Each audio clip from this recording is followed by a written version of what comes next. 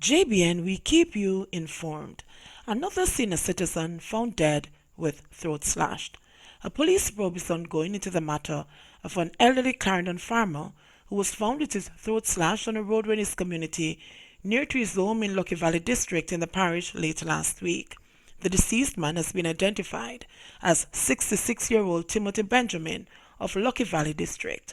Police reports are that on Friday, May 31, at about 5 p.m., a resident stumbled upon the body and alerted the police. Upon their arrival, Benjamin was seen lying in a pool of blood. A further examination revealed that his throat was slashed.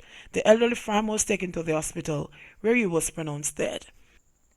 Clarendon has been one of the parishes that have been recording high murder rates over recent years, and over the last 2 weeks, close to 10 persons have been murdered there.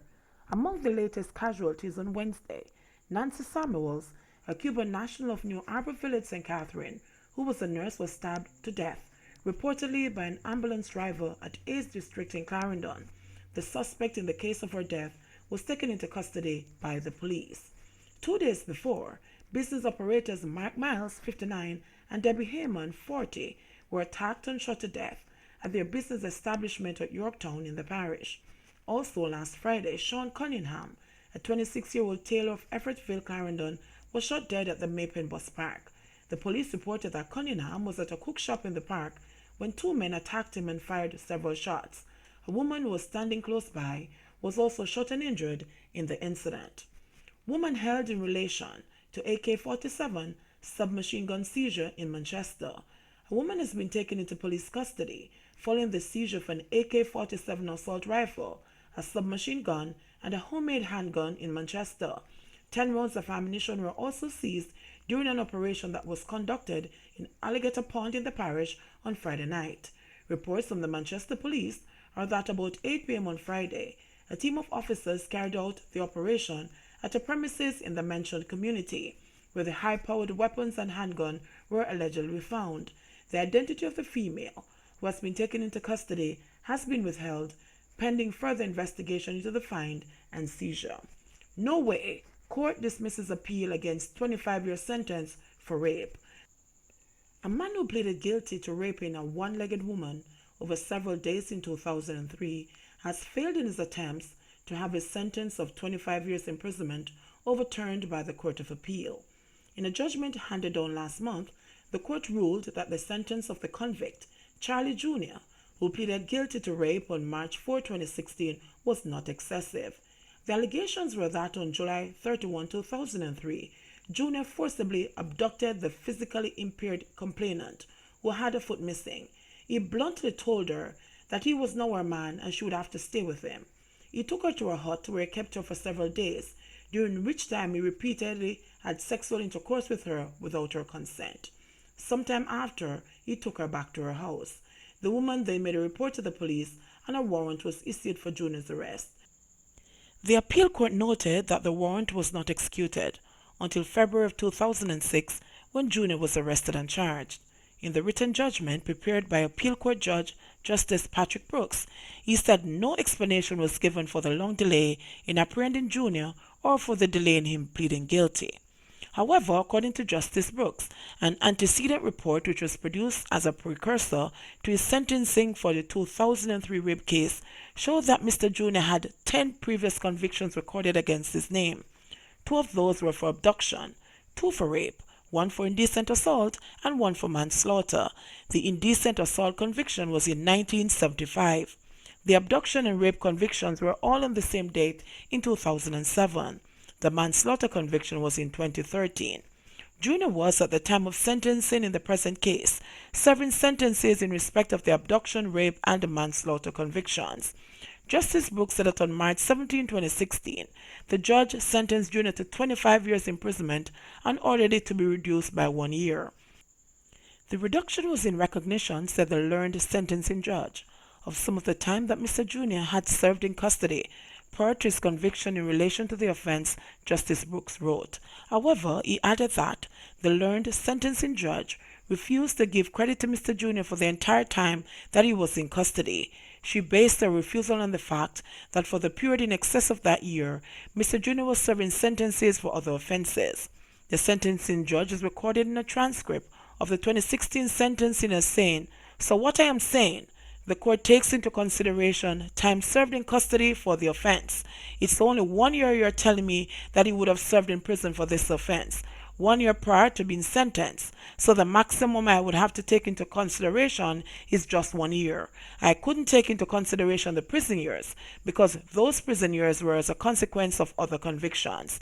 But Junior's attorney later filed an appeal claiming that he should have been given credit for the entire 10 years that he was in custody prior to being sentenced. However, the Court of Appeal agreed with the sentencing judge and ruled that Junior was not entitled to be credited for the period he spent in custody because he was serving other sentences before he pleaded guilty to the rape charge. The court disclosed that if Junior had pleaded guilty to the rape charge at an earlier stage, his sentence would have been shorter. Jamaican denies fleeing immigration in Trinidad and Tobago. The Trinidad and Tobago media has reported that the Jamaican man who was refused entry at the Piarco International Airport in that country and eluded immigration authorities there is refuting claims that he escaped custody. The 29-year-old man, who reportedly contacted the Guardian newspaper, claimed that he had paid US $500 to an immigration officer to secure his freedom. The Guardian reported that the man on Sunday contacted their news team and provided a photo of his Caribbean Airlines boarding pass from flight BW415 from Kingston, Jamaica to Trinidad as proof of his identity, his order of denial, and a photo of the room he was being kept in to corroborate his account. The airport's authorities stated the suspect escaped from immigration and airline security officers and left the Piarco International Airport on Saturday. The man told the media that he was stopped by immigration officers from entering the country on Friday night, but said there was no basis for their refusal. He further admitted that he had been prevented from entering TNT on 3 previous occasions and deported to Jamaica as officers claimed he had pending criminal charges in Jamaica, the Guardian reported. "I do not have any pending, previous, or ongoing court matters in Jamaica. I am simply trying to come here to be with my children and my girlfriend, who is pregnant. In Jamaica, when you get refused entry by another country, you have to go back through an immigration interview and a police interview. If I had got caught trying to leave the country with pending matters, I would have been arrested already in Jamaica," he was quoted as saying. While being held in a room awaiting a flight back to Jamaica, the man said he was visited by an immigration officer.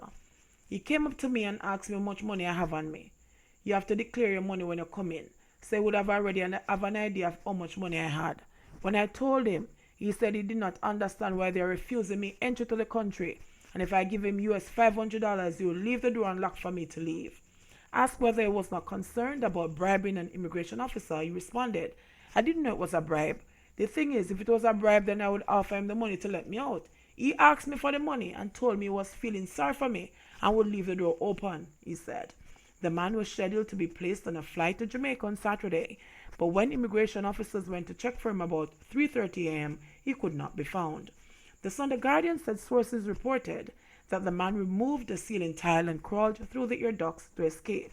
The man said a statement by the airport's authority that he escaped from the room was completely untrue. The door to that room needs a swipe pass and a PIN number for the door to open. They have so many cameras in there. All they need to do is to check the footage and they will see him inside here talking to me. Obviously they are setting me up. They took my money and told the police I escaped.